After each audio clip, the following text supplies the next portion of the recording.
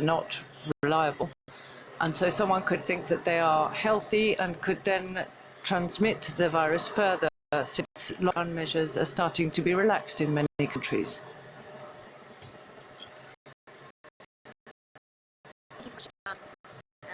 There are a number of diagnostic tests that are currently available and are being sold globally.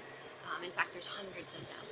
And the tests that you're referring to are these molecular tests, or these PCR-based tests that can diagnose somebody as having active infection. It's difficult to answer that question because I don't know exactly which tests you're referring to.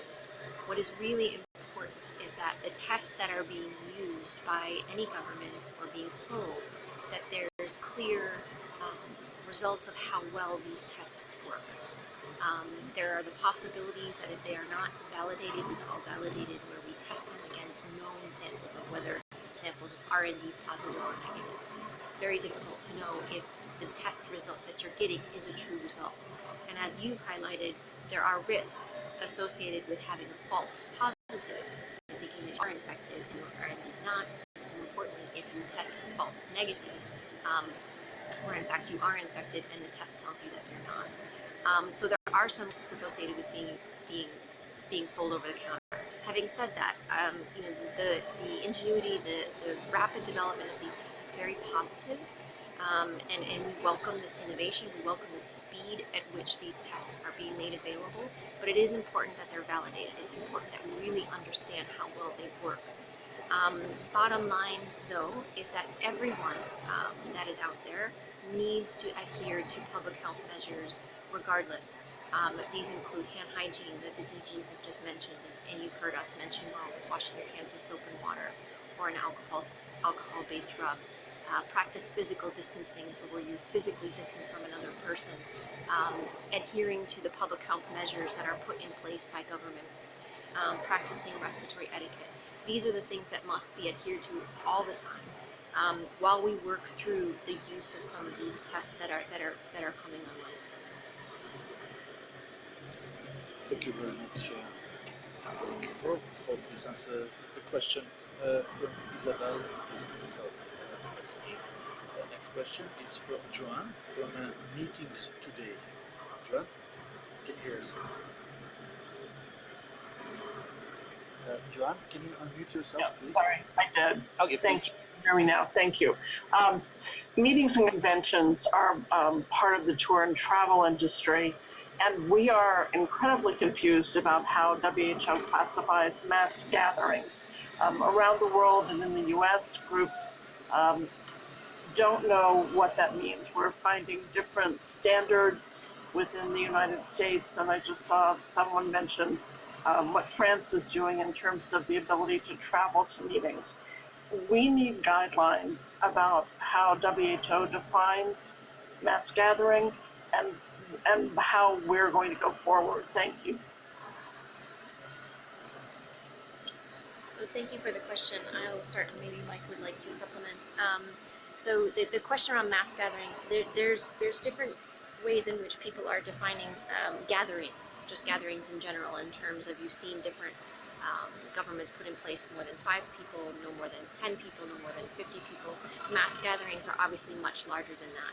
What we do is we have put out guidance which provides a risk assessment-based approach that evaluates each gathering as it is defined, as it is developed. What is the gathering itself? Where is it taking place? How many people are involved in it? Is there any way in which it can be done remotely or through video? Is there a way it can be postponed? And so what we're trying to do is lay out the criteria in which those decisions can be made. Those decisions must be made on a case-by-case basis, because not all situations are the same.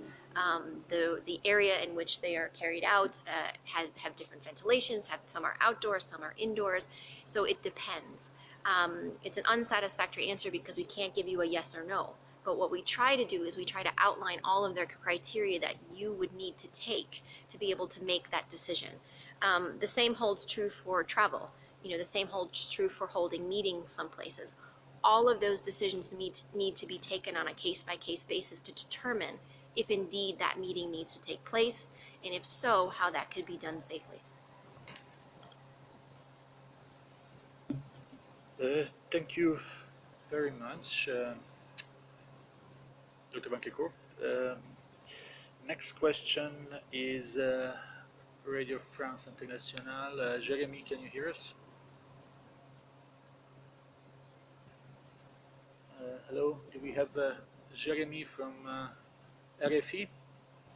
Yes, can you hear me? Yes, please go ahead. Thank you. I just had a quick question regarding mass gatherings. Also, I heard that France is considering reopening movie theaters, for instance, and I would like to have your opinion on that. Do you think this kind of measure is too early? Because we can think of mass gatherings too in movie theaters where hundreds of people are sitting in the same place. So do you consider it to be a good measure or not? Thanks.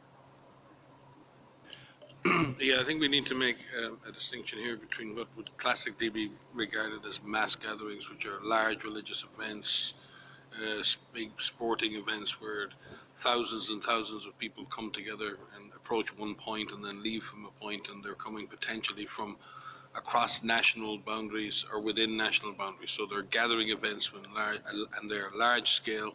They're often multinational and require and involve the movement, not just the presence of many people in an area, but potentially the movement of people to and from those areas. Movie theaters, churches, and other gatherings are more localized events, and they have to be dealt with within the local context. WHO can't prescribe to individual countries what exactly is to be done in every single context. What we do advise is anywhere where people gather, where they cannot maintain social distance or physical distance or appropriate hygiene, then there's always a risk in the presence of the virus that you may amplify the virus. And we've seen that, and there's plenty of evidence that has happened in the past. So as countries open up their economies and open up their societies, and as they look at different gatherings, be they religious or social gatherings that occur, they've got to calibrate the risks associated with those gatherings, which are based on how much virus is circulating in the area, so what is the absolute risk of exposure, and then what are the increased risks of being exposed in an environment where there are a number of people who cannot maintain physical distance or potentially maintain hygiene or other measures. And you can see within that many governments and companies, private and public, are looking at what are the measures that need to be put in place in, for example, restricting access to less than full capacity or some proportion of capacity, to having spacing between seating, to having extra hygiene and disinfection measures put in place, having online ticketing. There's lots of different measures that for each individual service or each individual gathering can be put in place, the same with churches. So again, as the Director General has said in his speech, exiting the more severe public health and social distancing or physical distancing measures or the lockdowns or stay-at-home orders and allowing people to re-engage in social and economic life must come with a risk-managed approach. How do we minimize the risk of transmission between individuals while obviously trying to maximize the way in which people can re-engage in their normal lives?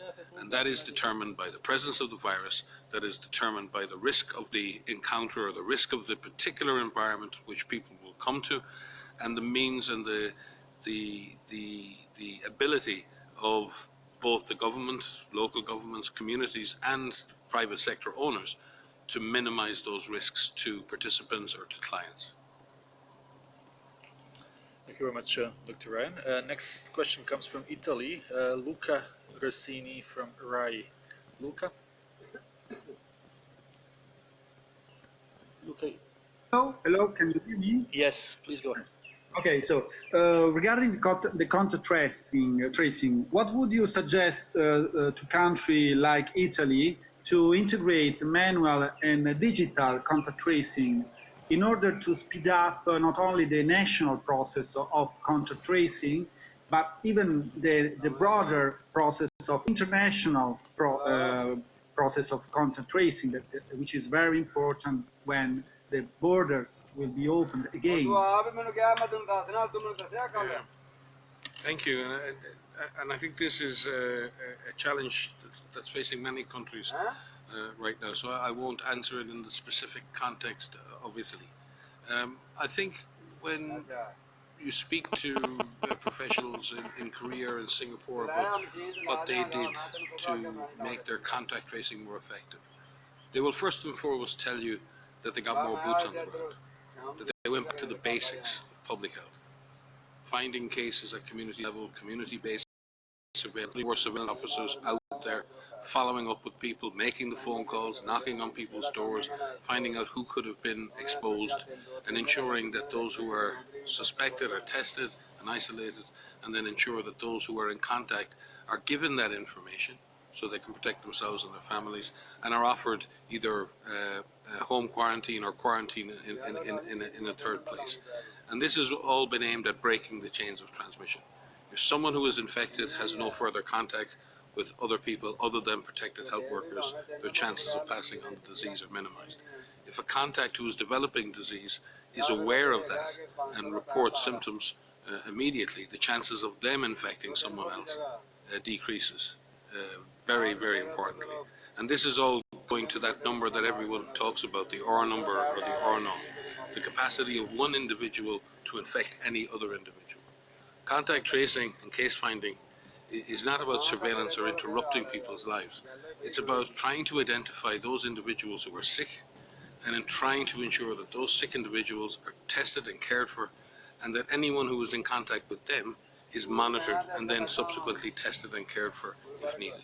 In doing that, we reduce their role in spreading the disease to others. That is essentially a human process, and it needs to have a human face because these are difficult times for cases and for contacts. What has emerged, and what WHO, for example, for a number of years has been working on a system called GoData, which is an integrated information system, which is app-based, which allows public health authorities to integrate all of the different data, the case data, the contact data, the laboratory data.